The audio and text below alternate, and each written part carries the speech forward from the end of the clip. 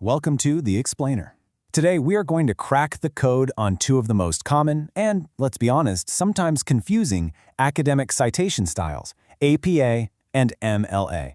If you've ever found yourself staring at a paper just wondering how to give credit where credit is due, this one's for you. So, let's just start with a feeling we've all had, right? It's late, you're staring at your sources, and you have this dread of accidentally plagiarizing something. It's a totally universal student stressor. But what if we looked at this a different way? What if citations weren't just some chore, some rule you have to follow, but they were actually an invitation? They're kind of like your ticket to get into this huge academic conversation that's been going on for hundreds of years. Exactly. It's all about building that conversation. See, when you cite a source, you're basically saying, hey, I heard what this person had to say, and you're putting their idea right next to your own. It gives them the credit they deserve, and, just as important, it gives you credibility. Okay, so let's meet the two main languages that get spoken in this big academic conversation, APA and MLA.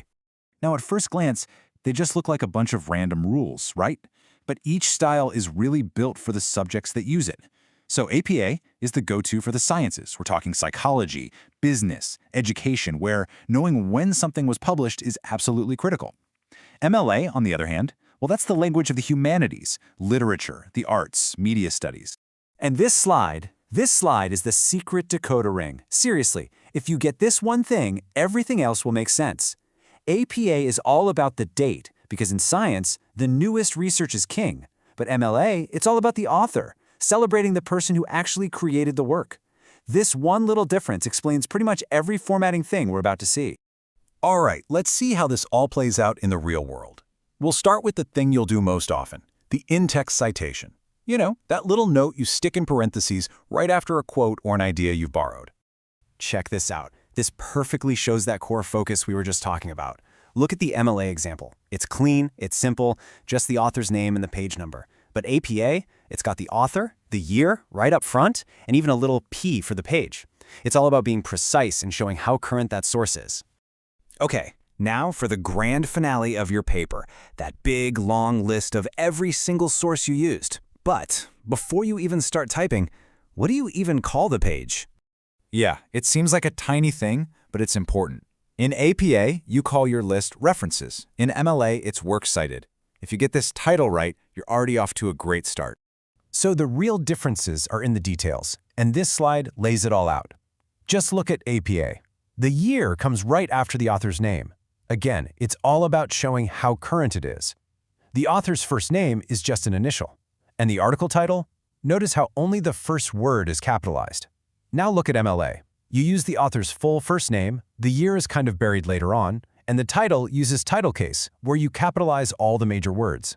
Now, with all the different kinds of sources we use today, websites, YouTube videos, all that stuff, MLA needed a more flexible system.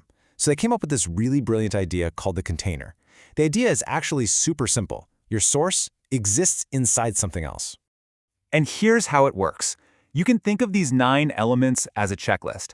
For any source you have, you just go down the list and fill in the blanks. Author? Check.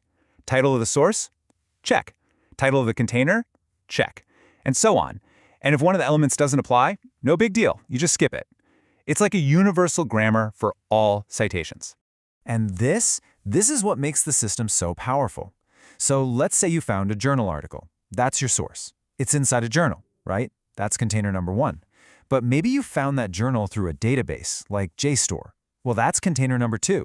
You just list all the info for the first container, then you list the info for the second one. It creates this perfect little roadmap leading anyone right back to where you found your info. Which brings us to a huge question. I mean, these styles were created for print, for paper. So how in the world do they handle all the digital stuff we use today? Well, here's the good news. It's way simpler than you might think. The key, the guiding principle, is this. You identify what the source is, not how you found it. A book is a book, whether you're holding a hardcover or looking at a PDF on your laptop. A video is a video, whether it's on a DVD or on YouTube. Let's look at an example. So this source is a book, but it was found online as a PDF. In APA, you just cite it exactly like a print book. Author, date, title, publisher, and then you just pop the URL on at the end to show where you got it. That's it. Simple. And it's the exact same logic for a YouTube video. The author is the person who uploaded it. You include their channel name in brackets, the date, the title, and then you just clarify that it's a video file before you give the link. You see? The rules adapt seamlessly. Okay, phew, we have covered a lot of ground. So let's boil this all down to a single, really powerful takeaway slide. If you remember anything from this, remember this slide.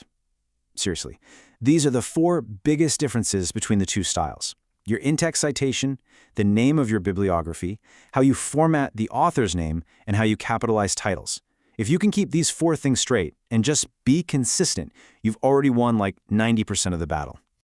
So in the end, whether you end up speaking the language of APA or MLA, you're now equipped to do it with confidence. Remember, you're not just following rules, you are adding your voice to this huge ongoing scholarly conversation. The only question left is, which language are you going to use to make your point?